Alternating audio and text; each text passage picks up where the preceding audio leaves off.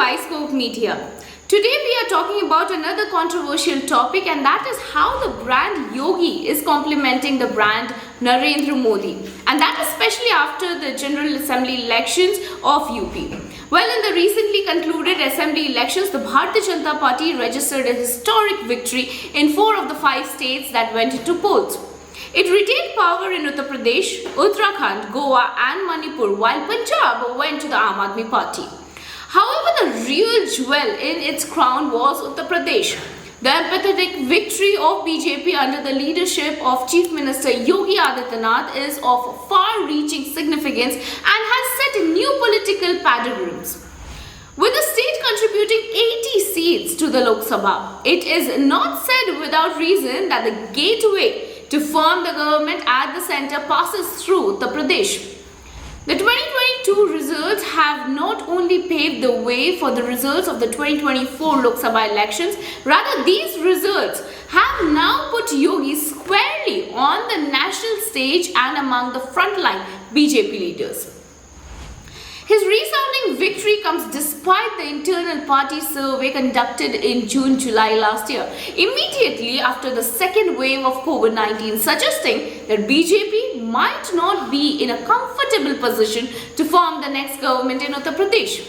Well, under the guise of this survey, a lobby within the party, insecure and apprehensive of Yogi's growing stature, wanted to sack him.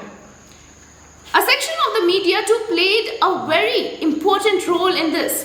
Despite the surveys turning him down and saboteurs acting against him within his own party, Yogi demonstrated tremendous grit and determination.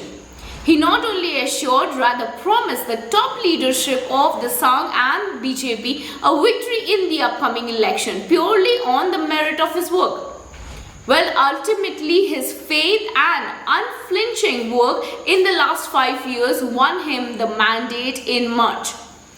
Anti-incumbency is an essential feature of the Indian democracy. Dissatisfaction or resentment with a leader or a party that is in power is quite natural. It is impossible to satisfy everyone after all. But then, in recent years, Narendra Modi effectively circumvented this in Gujarat and Shivraj Singh Chauhan in Madhya Pradesh. Well, now if we see, on the contrary, they registered successive electoral victories by introducing a completely new phenomenon of pro-incumbency. This was an unprecedented achievement in Indian politics. After almost 4 decades, an incumbent party held on to the power in Uttar Pradesh. Similarly, not a single chief minister in Uttar Pradesh who completed their full term was ever re-elected for a consecutive term. Yogi's re-election for the consecutive term is a first of its kind and a record in the making. Well, apart from this, Yogi has put the Noida jinx theory to rest. Since 1989, there was a perception in the politics of UP that any chief minister who would visit the city would not return to power in the state. This historic victory of Yogi defying anti-incumbency, resentment and opposition arising out of the farmers' movement, so-called mismanagement of the pandemic, internal factulation, executives of backward caste leaders like Om Prakash Rajbhar, Swami Prasad Maurya, Dara Singh Chauhan and Dharam Singh Saini, alleged marginalization of Brahmins, and above all, media outrage and hostility is of greater political significance here. Well, further, it has demonstrated that his trajectory is neither a flash in the pan nor a product of circumstances. Rather, Yogi is here to stay. The voter of Uttar Pradesh has been tired of casteist and dynastic politics. Corruption and crime have been the inevitable outcome of this politics. Appeasement of people of a particular religion under the cover of secularism is a universal element of Indian politics. UP is no exception to it. Seeking everyone's vote while giving power to the people of a particular caste and religion has been an essential element of the Indian politics for ages. Well inspired by Prime Minister Narendra Modi, Yogi worked on the policy of Sabka Saath, Sabka Vikas and Sabka Vishwas. He runs UP with an iron hand, cracking down a big mafia gangs that earlier operated with impunity. This even earned him the moniker of Bulldozer Baba. Well, years later, the restoration of the law and order in the state and the fear of government rule arose among the criminals. Similarly, the on-ground implementation of the central government schemes gave unprecedented popularity to Yogi. Well, now if we take a look, also the dedicated BJP workers of the booth level played a decisive role in galvanizing the support of the masses.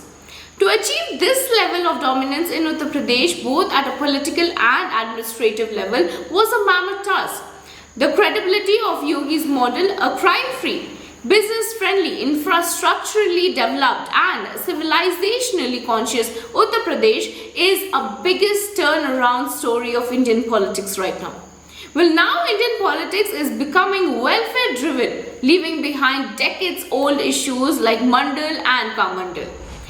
With Aditya joining the trinity in the BJP alongside Prime Minister Narendra Modi and Amit Shah, brand Yogi will complement brand Modi in the coming years. Yogi should ascertain the very fine line between welfare policies and the freebies politics. The politics of freebies of the Dravidian parties of Tamil Nadu and the Aam Aadmi Party of Delhi is not healthy. This politics has ruined Sri Lanka also. The Yogi government should see to it that their welfare policies do not become a replica of the politics of the freebies. Well, the people of this country, if we take a look at especially Uttar Pradesh, have high hopes for Yogi. And he has to repay this debt by fulfilling those aspirations in the next 5 years. Well, this was all about how the brand Yogi can complement the brand PM Modi. Well, stay with us. We shall bring you more such interesting topics to talk upon. This is Aparna Singh reporting for iScope Media.